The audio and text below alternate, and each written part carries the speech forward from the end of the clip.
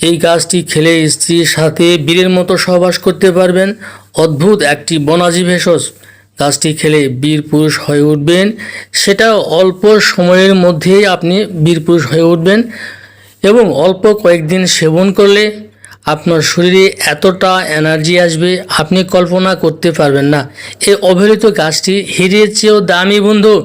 এই গাছটির নাম শক্তিরাজ। আগাছা ভেবে আমরা অনেকেই ফেলে দিয়ে থাকি। এই গাছ আপনার মুক্তি মিলবে যদি যৌন রোগ আপনার থেকে থাকে।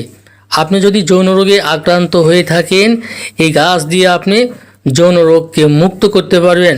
একটা একটা করে সবই বলবো বন্ধু।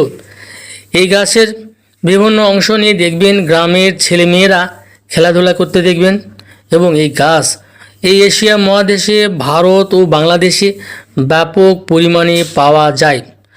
পুরুষের হরমোনাল ইমব্যালেন্সকে ব্যালেন্স করে, হারিয়ে যাওয়া যৌন শক্তিকে ফিরিয়ে দেয়। এই গাছ যদি আপনি খেতে পারেন, এই শক্তিরাজ গাছের শেকড় ও বীজ যৌন রোগের ক্ষেত্রে ব্যাপক ব্যবহার হয়ে থাকে।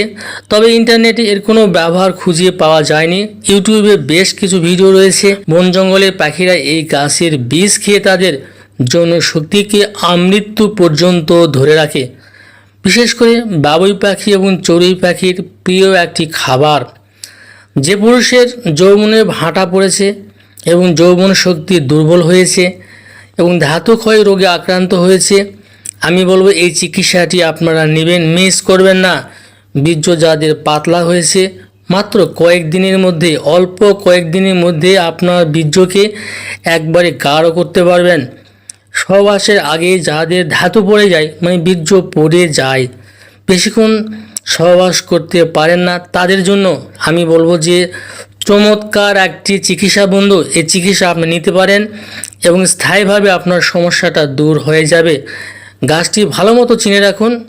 আপনার হয়তো বা কাজে নাও লাগতে পারে, কিন্তু আপনার বন্ধুদের কাজে আসবে এই শক্তিরাজ গাছ।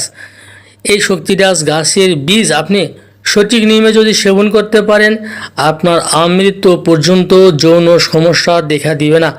আপনি স্থায়ীভাবে সুস্থ হয়ে যাবেন। এই গাছের বীজ যদি আপনি আমার সঠিক নিয়মে সেবন করতে পারেন, এই গাছের বীজ থেকে আপনি যেভাবে ওষুধ তৈরি করবেন বন্ধু, সেটি হচ্ছে এই শক্তিরাজ গাছের বীজ নেবেন 50 গ্রাম, আতপ চাল নেবেন 50 গ্রাম। আতপ চাল আপনি বাজারে কিনতে পাবেন। দুইটি একসঙ্গে পাটায় বেটে নিয়ে ছোট্ট ছোট্ট করে 60 পিস বটিকা বানিয়ে নেবেন। প্রত্যেক দিন সকালে খাবারের পরে 1 চামচ মধু দিয়ে সেবন করবেন। আবার রাতে ঘুমানোর আগে বা সহবাসের আগে 1টি বটিকা মধু দিয়ে সেবন করবেন। এভাবে 1 মাস যদি আপনি সেবন করেন, প্রথম দিনে আপনি ভালো রেজাল্ট পেয়ে যাবেন এবং যথেষ্ট ভালো একটি ভেষজ। আজকের ভিডিওটি এ পর্যন্তই। সবাই ভালো থাকবেন। আল্লাহ হাফেজ।